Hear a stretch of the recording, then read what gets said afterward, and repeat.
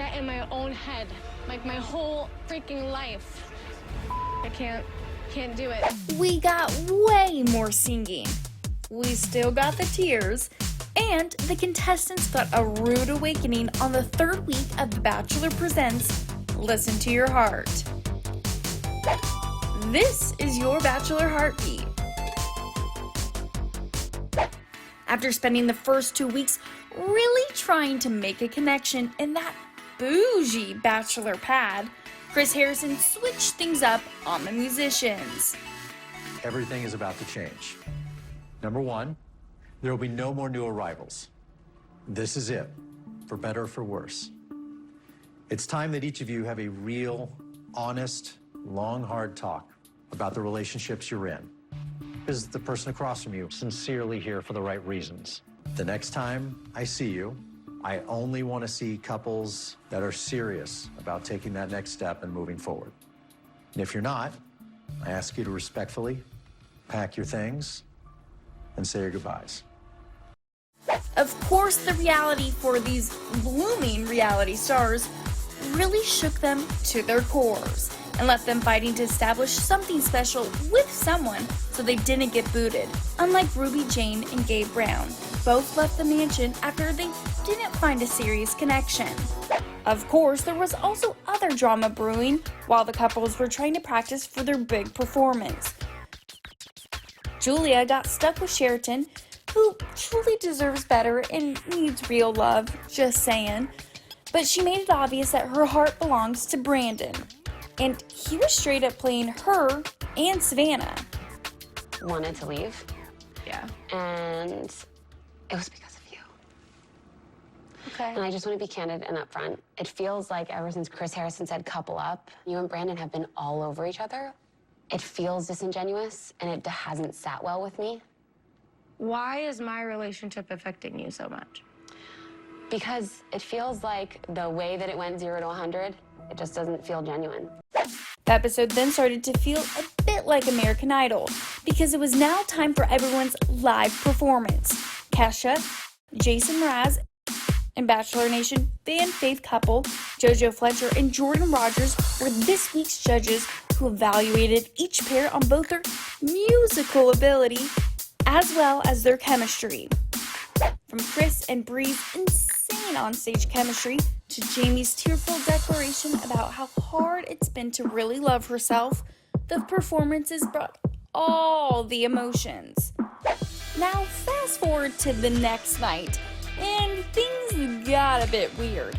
Chris Harrison handed out the roses, and eliminations were on behalf of the celeb judges. After 6 of the couples were given a rose, Becca and Danny were sent home separately. Bye, guys. I mean, I'm sure Danny is just crushed right now. I feel like I just disappointed him. I let him down. I just know I did. I just let him down. We just can't wait to see what happens next week. Natasha did promise us that the season just gets crazier and crazier every week. Many exciting parts to this show. I can't even tell you. This is unlike anything I've ever done before in my life, and I don't think anything the Bachelor franchise has ever done before on, in the history of Bachelor world. It's just so different and so exciting. It's like you take people that are so deeply emotional on different levels. Like if you're a musician, your emotion threshold is so different. Like if you're sad, like you're real sad. If you're happy, you're like ecstatic. Our emotion levels are just on other planes, and you get to see all of that and put a bunch of us together creatively inclined, and it just gets crazy. It just gets crazier and crazier, and you guys will just have to tune in and find out. It's super exciting. I'm so honored to be a part of it, and who knows what will happen. I'm hoping that everyone falls in love with it, because it was just full of love despite all the other aspects that come into it, and it's just going to be a crazy ride. Hit up Access Hollywood's new Facebook group, Bachelor Tea Party, where you can find memes, fan theories, live episode discussions, and a ton of exclusive interviews. Like this one, when Chris Harrison spilled what we can expect from Listen to Your Heart this season. Really think Bachelor in Paradise meets A Star is Born. Right. It definitely Okay. has that feel of paradise. Of at first you will have those rose ceremonies of women voting out men, men handing out roses to women. That's how it all starts, and then we'll get into the musical part of this. Okay. And then I'm curious to know, what is sort of the ultimate goal, or is there a prize? Is it just multiple couples can pair up and you win a happy relationship?